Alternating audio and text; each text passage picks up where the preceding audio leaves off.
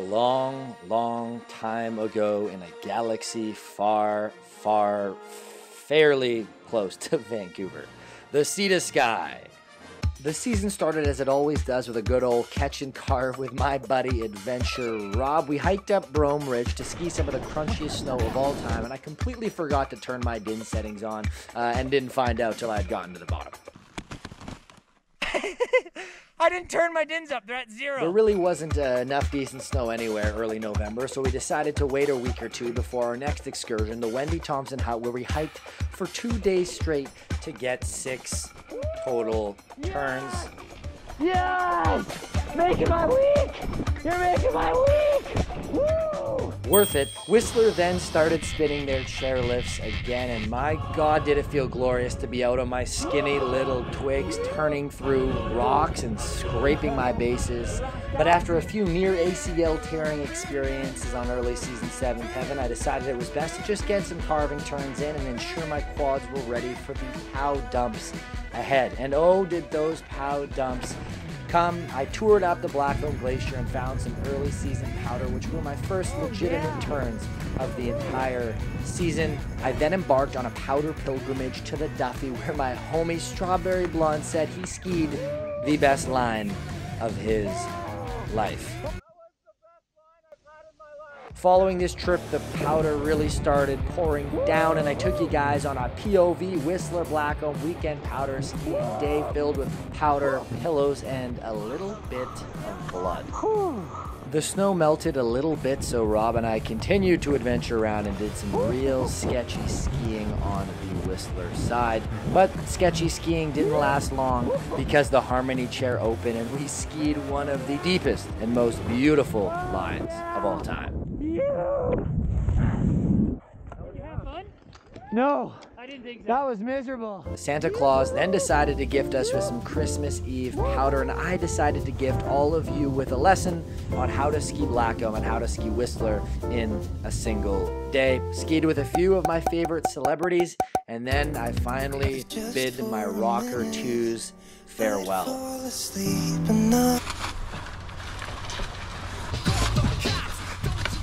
I then did a ski tour up Metal Dome. It was complete dog shit. Sometimes you just gotta ask yourself, why do I do it to myself? I didn't miss my rocker twos for long because I got my first new pair of skis in my entire life. So I tested them, and I tested them, and I tested them, and let me tell you, they slide through POW like an absolute dream. But enough on the skis. I decided it was time to practice my gymnastics, so snow was deep enough and I started jumping off stuff and did my first back handspring of the entire winter.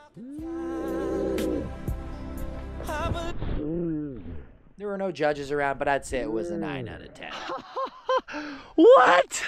What, dude? I then found myself back in the Duffy, crossing an extremely sketchy log over a river to access Vantage Peak. It was one of the most gorgeous areas I've ever skied, and the POW was world class.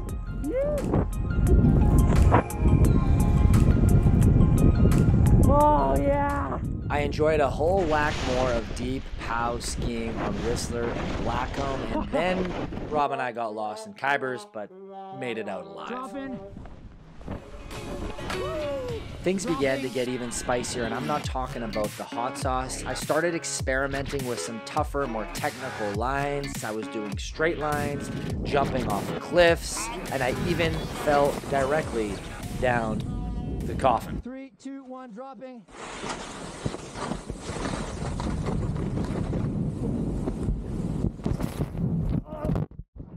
The weekends did not stop providing last season, and at some point in February, I skied the deepest, driest, and dreamiest weekend snow of the entire year. I enjoyed the snow in the trees, and then I enjoyed the snow in some of the steepest and burliest lines on Blackcomb, and my God, those face shots.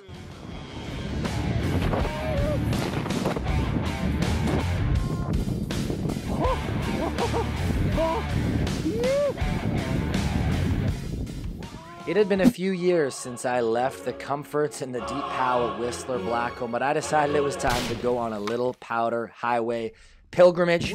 I grabbed Rob and we headed out.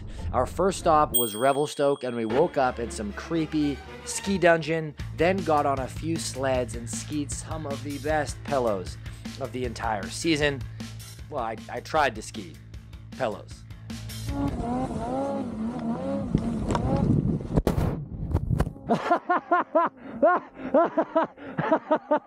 We met up with the Lizard Man and absolutely ripped the Revelstoke Resort. Both the resort and the slack country was absolutely exceptional. Yeah, baby. The gang giddied up and then drove 45 minutes to the mecca of mountaineering, Rogers Pass in Glacier National Park, British Columbia. We tackled a classic line called Video Peak. It was one of the most gorgeous, exhilarating, challenging, and memorable ski touring experiences I've ever had, and it just so happened that I had some of the best turns of the year down the face. Oh, yeah, baby. Woo! Woo-hoo! When our legs were burnt out, we decided to burn them out even more and drive on our way to Kicking Horse, the boot packing capital of Canada. You've heard me say it before and you will hear me say it again. Kicking Horse Mountain Resort is absolutely mind-blowing. We played around on some of the steepest terrain of my life, and I did one of the scariest down climbs I will probably ever do and will never do ever again. In an effort to tone things down and decrease my heart rate after Kicking Horse, we went to Whitewater Resort. But what I didn't know is my heart rate would actually climb even more because the tree skiing was so exhilarating and there were no lines and no times to rest. We waved goodbye to Whitewater and headed off to Red Mountain, where somehow we managed to line up a deep, dry pow day on the last day of our trip. And man, did we ski it hard. Cliff drops, pillows, backcountry lines, face shots everywhere. It was one of the most memorable days of the entire season, and it really, made the POW Highway live up to its name. What an unbelievable place. Holy cow, dude. Our Powder Highway trip finished on such a high that it was hard to go back to Vancouver and tend to this thing that we call careers. Fortunately, Whistler Blackcomb didn't stop producing. We hit some insane April POW days and enjoyed those storms like no other.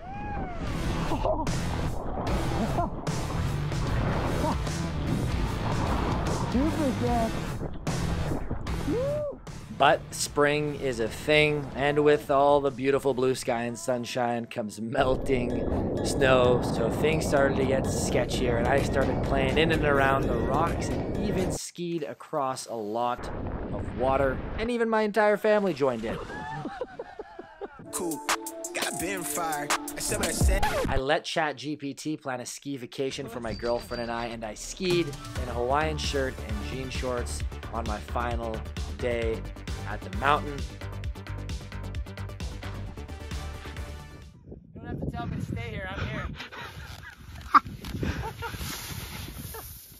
Once Whistler was closed and every chairlift stopped spinning, I finished my season off with an endurance challenge, biking my skis on my girlfriend's cruiser bike from the city up Cypress Mountain so I could do one last single run down before the summertime.